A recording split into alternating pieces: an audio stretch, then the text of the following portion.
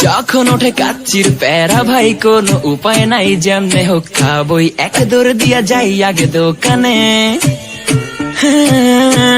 দোকানের সামনে যখন যাই না কে ঘ্রাণটা পাই, মাথা থাকে না ঠিক, দৌড়াইয়া বসি এক কোণে। হ্যালো বন্ধুরা, কেমন আছো? আশা করছি ভালো আছো, সুস্থ আছো। আর দেখতে পাচ্ছ আমি এখন মন্দিরে, আর আজকে আমরা খাবো তেঁতুল।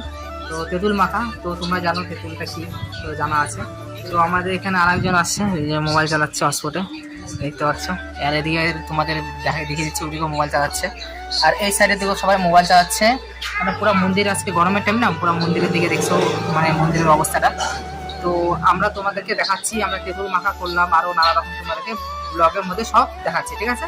চলো ভিডিও কন্টিনিউ রাখো। আরে আমাকে যাইতে লাগতো তেঁতুল গাছে।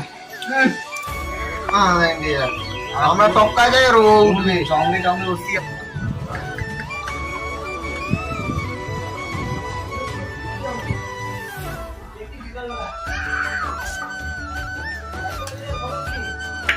বন্ধুরা দেখতে পাচ্ছ হাড়িতে তেঁতুল নিয়ে এসে মাখা করলাম, আমরা খাওয়া হচ্ছে।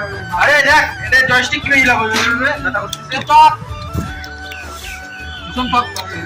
জলজিরা দেখতে পাচ্ছ, জলজিরা কাঁচা তেঁতুল আছে, সবগুলো দিয়ে একটা মিক্সার করে জলজিরা দিয়ে হালকা খাই।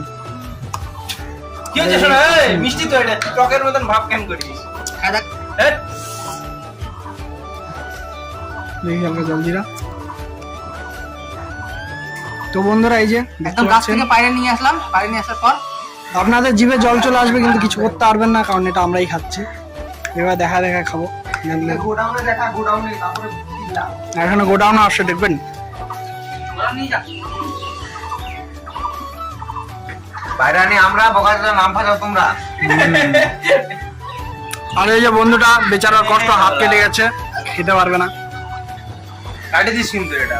কাটা জিনিস হাত দাও। এই বোকা চোদা তো ভাই।